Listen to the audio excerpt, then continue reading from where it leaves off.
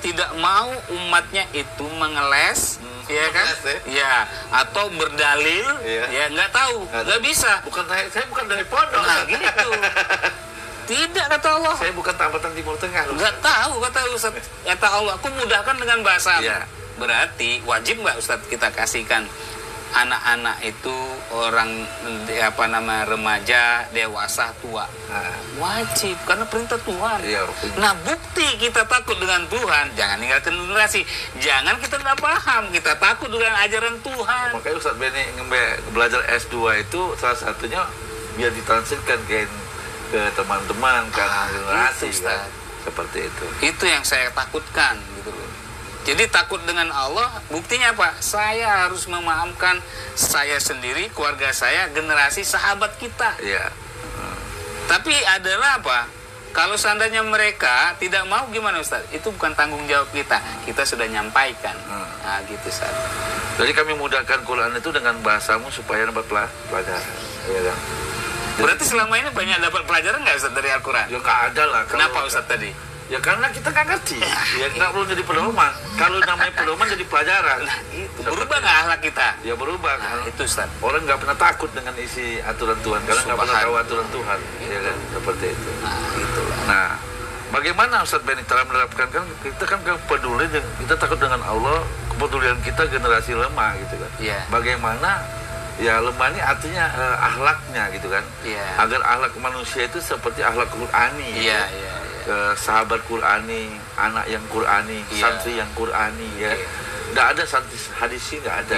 Santri yang Qur'ani. Yang Qur'ani. Nah, bagaimana memasukkan pola agar generasi Indonesia ini generasi yang Qur'ani, berpikir yang Qur'ani, insinyur yang Qur'ani, presiden yang Qur'ani, gubernur yang Qur'ani, luar biasa itu. bupati yang Qur'ani. Ini kalau ya oke lah generasi kita nggak bisa ya, tapi minimal generasi yang lemah setelah kita, ya kan seperti itu. Bagaimana metodenya? Iya. Baik Ustaz, terima kasih. Jadi ini adalah sebagai pelajaran bagi saya juga.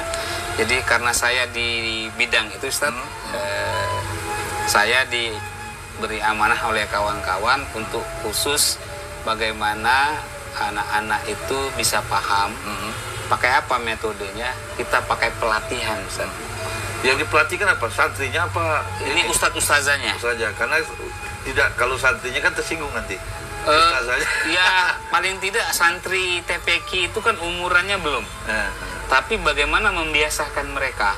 Nah, jadi umurannya, makanya di surah 12 ayat 22 itu setelah dia dewasa. Iya, abal akal.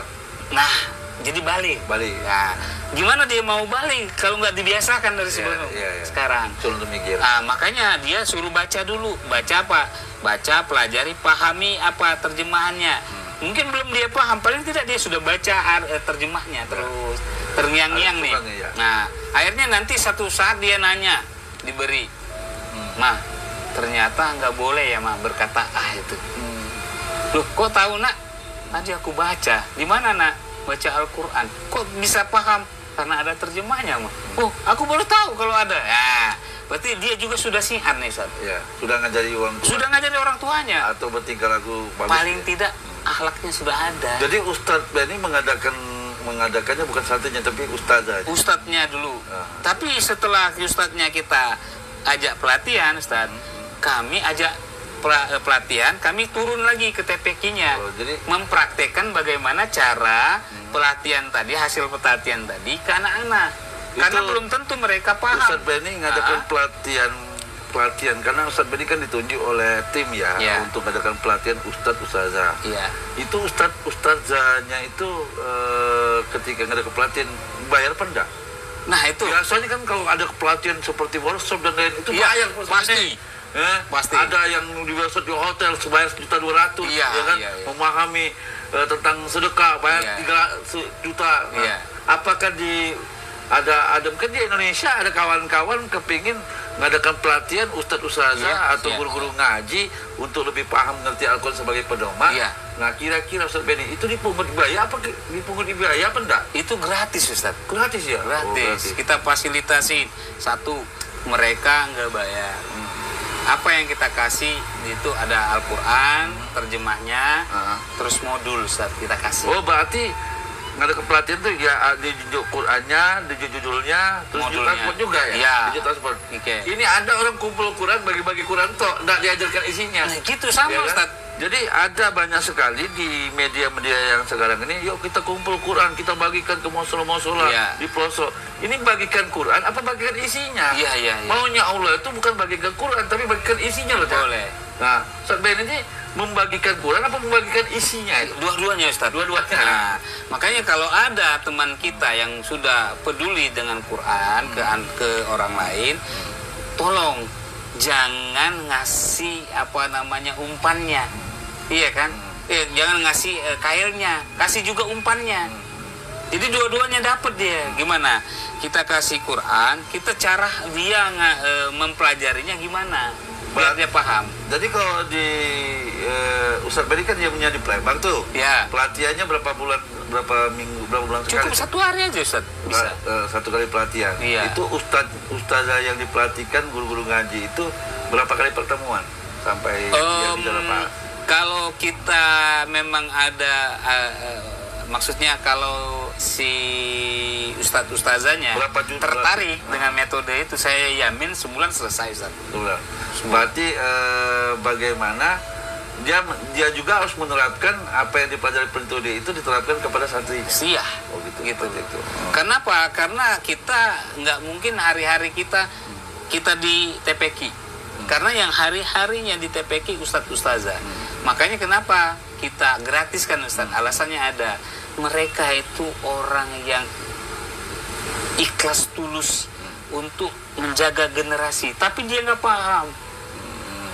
Iya kan? Bukti nggak paham apa? Dia cuma ngikut ya, cuma penting ngajari ngaji bisa, nggak apa-apa. Salah tidak Ustaz? Makanya kita bantu mereka nambahkan pemahaman biar mereka lebih dalam lagi keridhaan dia dengan Tuhan. Gitu. Nah itu generasi. Makanya kita berjenjang Ustaz dengan ada ustazah nanti menyampaikan ke santrinya. Nah sebelum mereka menyampaikan santrinya, otomatis dia kagok nih bagaimana cara metode menyampaikan. Kita contohkan Ustaz di lapangan.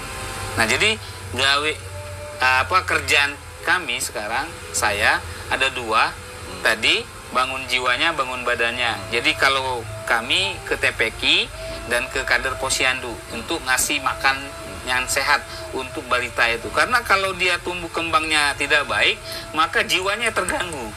Nah gitu. Makanya dua-duanya stabil Ustaz. Insya Allah kalau kita gerakkan ini, maka Indonesia dalam jangka 23 tahun yang digerakkan oleh Nabi, maka jadi peradaban dunia. Saya yakin. Artinya seorang insinyur Qurani gitu. Semua Ustaz dari semua lini. Makanya Al-Quran itu kalau yang keren sekarang ini namanya living Quran Ustaz. Kita hidup dengan Quran. Jadi kalau Quran itu hidup, maka jiwa kita hidup, batin kita hidup, pemikiran kita hidup. Sekarang nih Al-Qurannya apa? Lemah. Al-Qurannya itu nggak hidup, disimpan di lemari kata Ustaz tadi. Disucikan, dibaca kitabnya. Padahal Quran itu gini Ustaz Beni. Di surat 42 ayat 52. Iya. Benar ayat 41 ya? Ya, 42 51. 4251 itu Ustaz Beni. Iya kan? 4251. Iya kan? Oke. Bukan 4252 apa? Iya, lanjut. Ya, lanjutkan. Iya kan? 4252.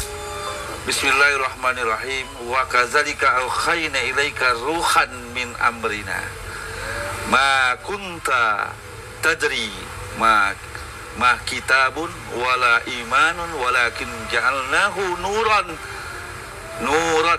nahdi bihi man nasya min ibadihi ilal akhir. Dan demikian kami wahyukan kepadamu wahyu Al-Quran dengan perintah kami. Tapi di situ wa kadzalika aukhayna ilaika ruhan. Berarti wahyu Allah itu Al-Quran itu ruh. Berarti itu hidup, living. Berarti kalau hari ini orang belajar Quran, Quran yang tidak dalam hidup, berarti tidak ada Quran dia. Seperti itu. Artinya dia hidup ya tanpa ada pedoman Ustaz. Ya. Dia hidup kayak hewan kan? Ya. Hidup aja. Contoh pagi dia nggak makan, sore dia tidur. Nah, nggak bermanfaat kan? Makanya kenapa Allah memilih manusia untuk dijadikan khalifah? Karena Allah besar harapan di situ. Ada menciptakan makhluk selainnya. Maka di situ dia ciptakan ada pendengaran, penglihatan, hati, ada akal, pikiran, Ustaz, di situ. Berarti gini Ustaz Beni. Di surah 4 ayat 9 tadi kan gini.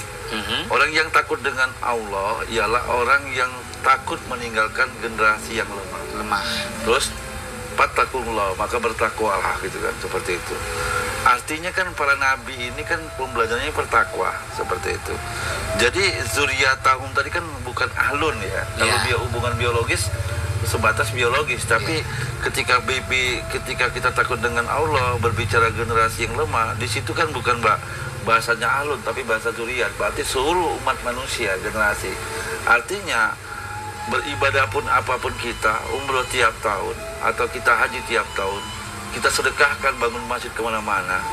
Orang kan takut dengan Allah karena bangun masjid di mana-mana. Tapi kalau masih ada di sekitar kita generasi yang lemah, akhlaknya kurang, seperti itu, terus berarti kita belum dikatakan takut dengan Allah, seperti itu. Nah, salah satu metodenya Ustaz Beni tadi, di timnya Ustaz Beni tadi, salah satu menerapkan bagaimana 4 ayat 9 sebagai takut dengan Allah, menerapkan generasi yang lemah. Sebenarnya mengatakan ada dua yang kita kerjakan, yaitu membangun jasadnya dan membangun jiwanya. Membangun jasadnya itu melalui posyandu, memberi makanan dan lain-lain atau mengajarkan masyarakat kepedulian, seperti itu. Yang kedua, peduli dengan jiwa, bagaimana mengadakan pelatihan ustadz TPA agar menerapkan santri-santrinya berakhlak Quran, seperti itu. Ya, sekarang metode ini Ustaz Beni, yang dijalankan metode TPA tadi, mengajarkan generasi lemah biar akhlak Quran ini, ya kan? Artinya gini, ada sebuah metode yang harus diterapkan untuk bagaimana kepada guru TPA, terus bagaimana guru TPA menerapkan kepada santri-santrinya, terus dan juga harus ada, kalau bahasanya ya, bahwa metode kita itu sudah ilmiah, sudah bisa dicontoh. Berarti harus ada generasi setelah anak TPA itu, minimal ada anak TPA dalam kehidupan sehari-harinya dengan tingkah laku orang tuanya. Terus kita survei, kita lihatin dalam kehidupan ada perubahan akhlak. Berarti kan metode Ustaz Beni itu bisa diterima. Nah, kan semua pakai ukuran, Ustaz. Iya kan, bukan ukuran jangan sampai ukuran ini anak sudah tahu gitu kan. Cuman sudah tahu isi Quran, terus ustazahnya sudah nyampaikan metode ini. Nah, ukuran terakhirnya kan bagaimana anak ini berubah akhlaknya. Berubah akhlaknya dengan orang tua, dengan orang sekitarnya. Nah, ini kan kalau kita metode ini benar-benar yang disampaikan metode timnya Ustaz Beni tadi sebagai kajian sebuah ilmiah nyata, harus ada flag project, arti percontohan. Ini loh, ada generasi dari TPA ini, anaknya luar biasa, akhlak dengan orang tuanya luar biasa, tingkah lakunya kehidupan sehari-hari luar biasa, peduli dengan orang lain, peduli dengan lingkungan. Kan di dalam itu kan ada peduli lingkungan, ada peduli orang tua, ada peduli dengan sekitarnya, lingkungan. Nah, itu pokok terakhirnya. Berarti kalau dalam begini, dalam pepatah Arabnya, laisal yatimu qad mata waliduhu bal yatimu bil ilmu laisal yatimu qad mata waliduhu bal yatimu bil ilmi wal akhlak. Bukanlah seorang anak yatim itu tinggal dengan tidak punya orang bapak dan ibu. Teman yatim itulah ketika dia tidak berilmu dan berakhlak. Nah, generasi kita nih secara ilmu luar biasa aja. Tapi akhlak yang kurang. Coba, yang berdasi-dasi itu yang masuk di KPK semua, ya kan? Saya ngomong generasi kita nih ke atas ini, ya kan? Mudah, intelektual, sekolahnya ke luar negeri, tertangkap, mencuri bukan haknya. Berarti secara ilmu dia luar biasa, tapi secara akhlak jauh dia. Padahal akhlak, adab itu lebih tinggi daripada ilmu.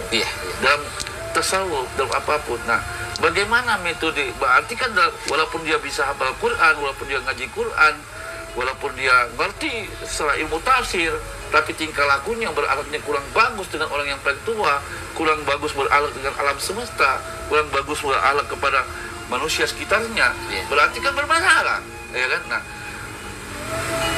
ini yang masuk generasi yang lemah. Ibaratkan kita kalau generasi lemah kan sebenarnya nggak tadi kan jasad dan jiwa. Tapi kan dia ukurannya zuriat. Bukan secara fisik. Berarti menurut saya gini, Ustaz Beni, seberapa besar timnya Ustaz Beni menjalankan metode ini secara jasadiah dengan secara batiniah.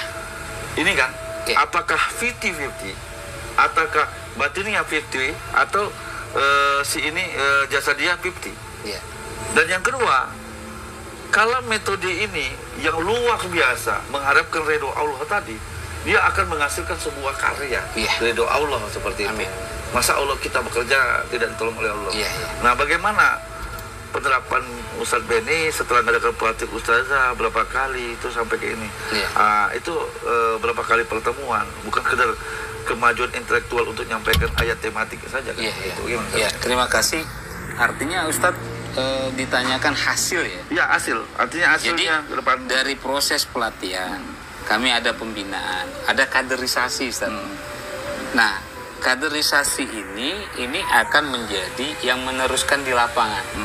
Makanya kalau Bung Karno itu berikan saya 10 pemuda, maka akan goncang dunia ini. Nah, berarti kalau kita mungkin dulu dia terbatas dengan zamannya dia. Nah, sekarang kalau saya bilang berikan saya 33 pemuda, Indonesia akan menjadi yang terunggul. Artinya ada di antara setiap provinsi itu minimal orang yang tulus murni untuk mengajarkan Al-Quran itu. Nah, kami buat namanya di Palembang, Ustaz, kita ini bersinergi lah gitu.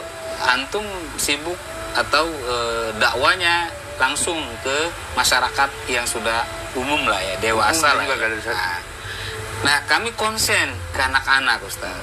Kalau ditanya apa hasil atau pilot project jadi percontohannya, pertama anak-anak itu, Ustaz, dia sudah kami ajarkan bagaimana nak kamu jajannya dalam sehari itu berapa.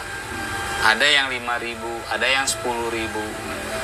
Saya buat namanya akhlak. Contoh, impakkanlah hartamu, ya kan? Gini, baik lapang maupun sempit. Ini seperti. Ya, kan ini Ustaz, dia menuju akhlak ya. Gimana akhlaknya? Anak itu dia berjajan 5.000 atau 10.000, tapi itu nanti bekalnya adalah dimakan untuk jasadnya saja. Tapi boleh nggak kita batinnya juga? Ada satu, yaitu sisakan uangmu 1.000 rupiah. Untuk mana? Untuk ke posyandu. Artinya 4.000 untuk jasad, 1.000 untuk jiwa dia, menyucikan jiwa. Ini tumbuh kembang terus, Ustaz. Makanya nanti guru ngaji itu akan bersinergi dengan kader posyandu, karena di situ letak anak-anak generasi muda yang penerus kita. Karena kata Ustaz tadi, zuriat itu adalah orang bukan biologis, tapi adalah saudara kita. Nah, terkhusus adalah biologis kita, kan gitu. Nah, berarti Ustaz, apakah sudah jalan? Sudah, Ustaz. Jadi kami buat metode anak itu peduli posyandu. Jadi setiap bulan dia menyisikan. Alhamdulillah Ustaz, kami laporkan anak saya setiap bulan, santri saya per orangnya menyiapkan duit 10.000. Artinya dia tiap hari ada mengeluarkan dana sebelum dia sisakan sebelum dia jajan. Itu kan luar biasa. Kan sekarang banyak nabung yo, tapi lupa disimpan ke jiwanya. Apa? Kalau rajin-rajin mabuk, insya Allah kamu akan menjadi orang mampu. Tapi nggak dirajinkan, rajin-rajin sedekah untuk jiwa kamu biar suci, nggak ada itu. Gini sebenarnya. Ustazah itu kan ngajarin cuma 2 jam. Iya. Nggak banyak. Peran yang terbanyak itu ibu atau orang tua. Iya. Seperti itu. Sedangkan ibu-ibu ini lebih banyak ke majelis pengajian ibu-ibu. Iya. Kenapa nggak digarap pengajian ibu? Nah, makanya Ustaz tadi kenapa? Jadi kalau ke orang yang karena umum, gini loh, ya. Pengajian ibu-ibu ini itu bisa 1 minggu itu setiap minggu, setiap hari dia pindah masuk ke masjid. Yang dibaca ibu-ibu pengajian itu, ibu-ibu itu Yasin, salah, tidak salah, itu saja. Nah, alangkah indahnya, ya kan, dengan dipimpin oleh Ustazah TPA itu, ya, ini usul saja. Saya guru TPA pelatihan, Ustazah yang ngaji itu santri-santri orang tuanya dikumpulkan. Setiap sebulan sekali ada pengajian. Seperti itu. Jadi karena ngapa? Karena antara guru ngaji dan orang tua si santri tadi bekerja sama dalam bentuk aplikasi tadi seperti itu. Mungkin duitnya diserahkan ke posyandu dan lain-lain seperti itu. Nah, menurut aku ada tambahan gitu loh. Karena guru ngaji, aku pengalaman guru ngaji kan paling pertemuan ngaco Quran selesai balik tuh. Terus ajar doa seperti itu balik seperti itu. Guru TK juga begitu. Nah, karena yang berperan sekali adalah ibu, orang tua yang seperti itu. Nah, bagaimana Ustazah yang TPA tadi bisa mengumpulkan guru-guru oleh santri sebulan sekali untuk diadakan bagaimana mendidik anak dengan akhlak Qurani seperti itu. Itu usulan saya, Ustaz Benny. Ya, itu bukan lagi usul, Ustaz. Sudah kita kerjain. Ya, seperti jadi, itu kan. Alhamdulillah, jadi setiap anak itu kan punya wali dia. Entah bapaknya, entah ibunya. Tapi rata-rata kan yang banyak itu kan ibu, kata Ustaz. Ya, karena ibu. Nah, jadi kita adakan pertemuan, di situ nanti ustadz-ustazahnya yang nyampaikan. Seperti metode yang kita sampaikan. Misal dia nyampaikan berapa ayat untuk ke ibunya, untuk ke bapaknya. Nah, kita hanya mengajarkan ke gurunya, kenapa? Karena kita kurang timnya.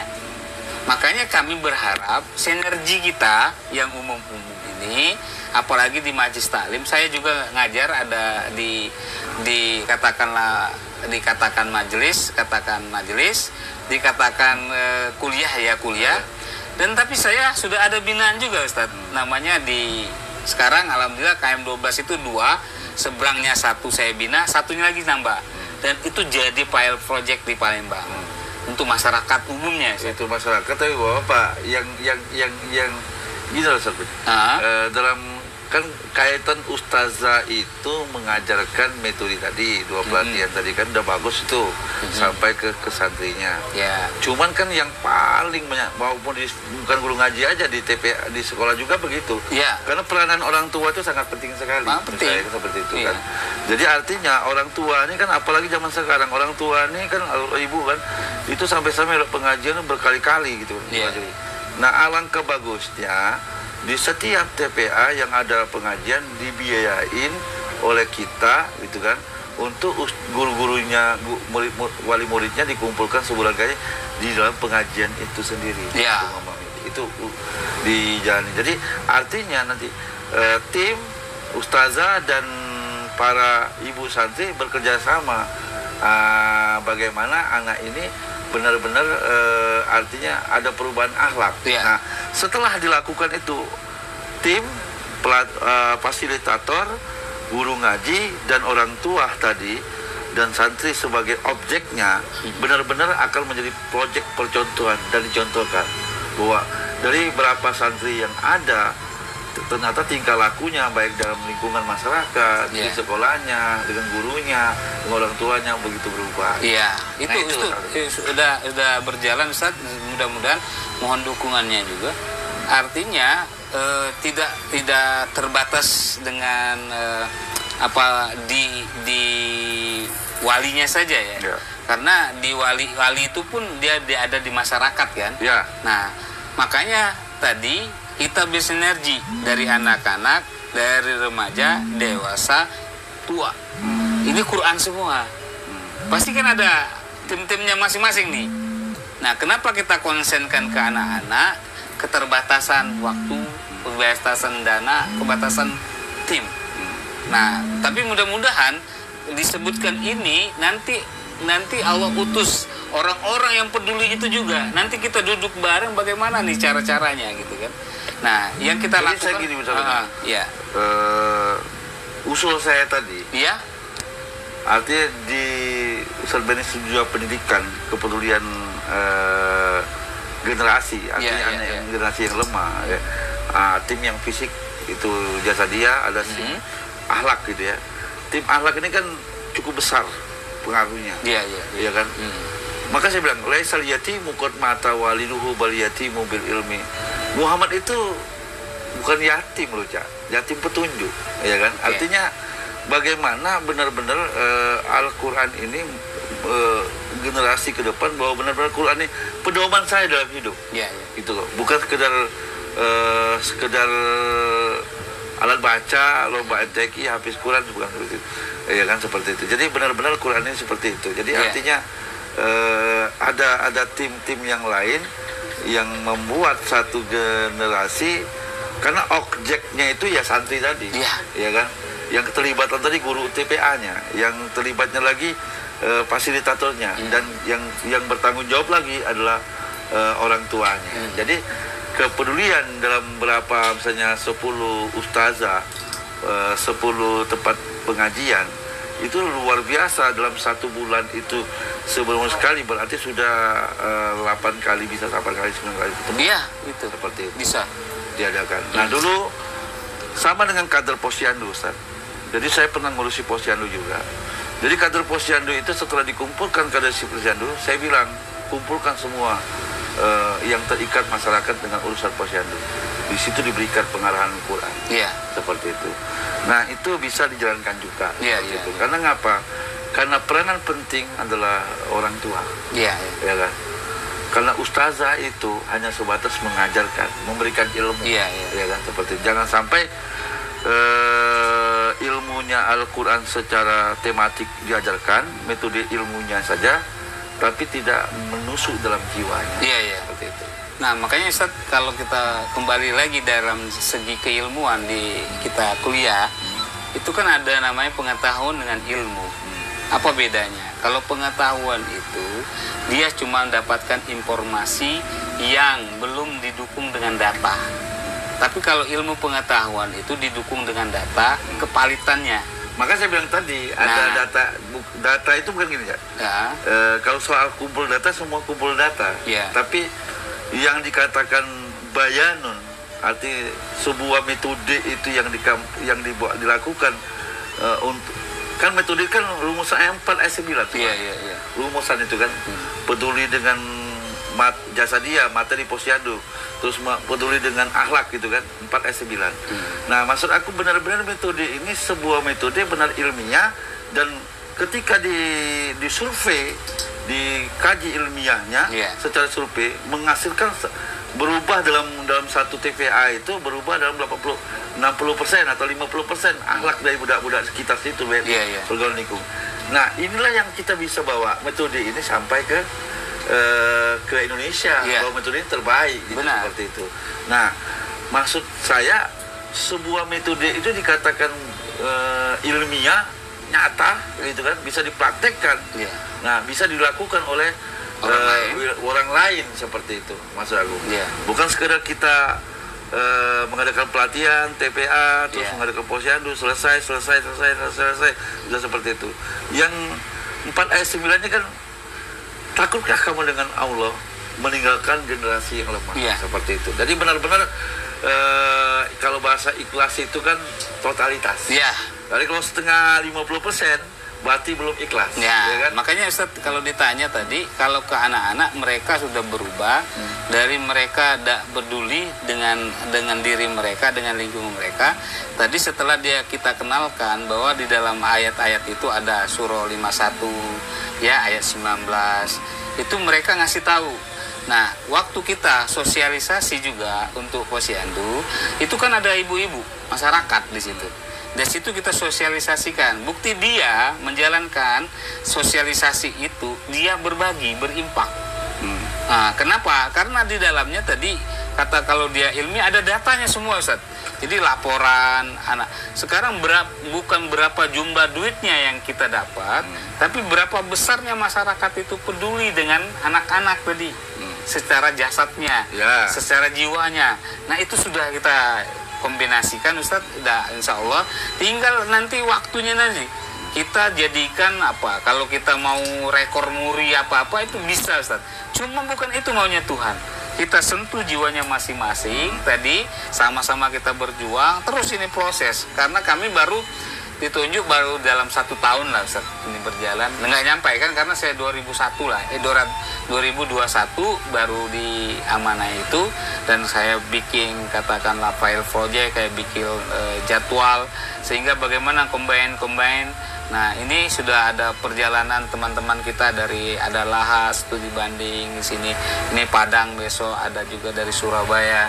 Artinya kita akan menunjukkan bahwa ini adalah metode yang sudah kata Ustadz tadi bilang teruji. Karena kenapa bisa teruji? Karena bisa diterapin di tempat yang lain. Gini, suatu uji itu kan objek. Iya. Hasil. Objeknya dia, bukan guru atau siapapun hebat dah. Tapi santri itu yang kita ajarkan. Ketika dia ada dampak dari yang kita sampaikan dari metode kita itu, terus santri itu pulang ke masyarakat. Iya. Terus bagaimana dia bergaul dengan orang tua, bagaimana dia bergaul di sekolah, bagaimana dia bergaul di lingkungan, bagaimana dia bergaul dengan flora dan fauna, ya kan? Nah, ketika kita menyurupainya, ternyata anak ini ada perubahan dalam bentuk akhlaknya. Nah, artinya ini butuh survei, butuh survei bahwa metode ini benar. Kalau metode sudah sampaikan secara metode, semua orang-orang menyampaikan secara metode. Saya takutnya metode ini sebagai alat ukur ilmiah, bukan ilmiah, tapi objek sasaran kita kan generasi yang lemah, anaknya gitu loh. Nah, ketika metode kita terapkan, anak ini dalam kenyataan hidupnya, bukan dia tidak ngaji lagi, terus dia ada perubahan akhlak, dengan guru dengan sopan, dengan di sekolah dia sopan, dengan kawan tidak berkelahi, terus dengan binatang begitu baik, terus suka menanam, bukan karena program tapi karena tingkah lakunya, terus dengan orang tuanya sopan santun. Nah, inilah yang apa namanya istilahnya, bahwa metode ini benar-benar menghasilkan sebuah karya nyata. Contoh gini, Ustaz, kenapa orang itu masuk anaknya ke pondok gitu? Ternyata anak-anak yang keluar dari pondok ternyata berubah dalam akhlaknya, dengan orang tua itu sopan, dengan ini bagus gitu kan. Selain ilmu agamanya bikin orang tuanya menangis, dan secara akademinya luar biasa gitu, seperti itu. Akhirnya berbondong-bondong lah masuk pondok, ada tingkah lakunya. Nah, berarti metode ke pondok pesantrenan bermukim itu menghasilkan. Walaupun kesini ternyata pondok memamerkan gedung-gedungnya, terus kecerdasan berubah kan? Berubah kan? Mindsetnya beda. Mindsetnya berubah, seperti mindsetnya duit, seperti itu. Nah, artinya metode yang Ustadz sampaikan, baca, pelajari, pahami, laksanakan, siarkan, lestarikan, ya kan, dalam kehidupan sehari-hari. Nah, ini benar-benar dalam satu survei, ya kan? Artinya benar-benar survei bahwa metode Ustadz ini bukan mencetak orang dia pandai membaca Quran, pandai berirama Quran, hafiz Quran, tapi ternyata akhlaknya luar biasa. Arti kalau dia baca Qurannya bagus, karena Ustadz saja ngajar, dia hafal Quran bagus, tapi Ustadz menambahkan satu poin agar manusia, agar santri itu objek tadi, benar-benar generasi itu berubah dalam tingkah laku. Kita ngeri loh, Ustadz, sekarang generasi di atas kita udah ilmu gelarnya bukan main beteret, udah haji berkali-kali, tapi tulisan KPK gitu, korupsi, maling gitu kan, seperti itu. Nah, hobinya nyabu gitu kan, macam-macam sekarang ini kan, seperti itu. Artinya olah pendidikan yang mayoritas beragama Islam hari ini gagal.